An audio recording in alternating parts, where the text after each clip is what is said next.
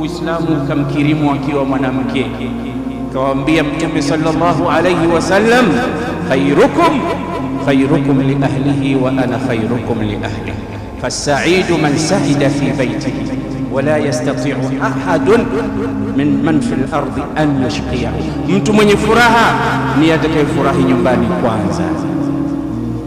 Ukiona nyumbani hakuna furaha, hakuna wa kukupa tena furaha kama nyumbani hayupo.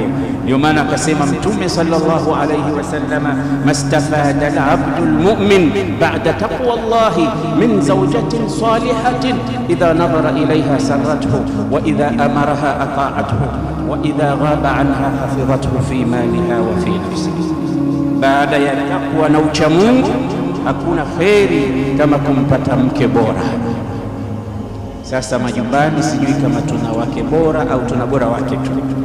Mwingine alikuwa anasema mara nyingi, bwana waifu, mbona wewe usemi kitu kuhusu waifu? Akasema mimi nina naifu wala sina waifu. Sijui kama mimi na wewe tuna waifu au tuna naifu, lakini kwa mujibu wa Bwana Mtume Muhammad, mwanamke ni kiumbe bora ambaye anasema mwenye kumkirimu huyo amekirimiwa na Allah subhanahu wa ta'ala.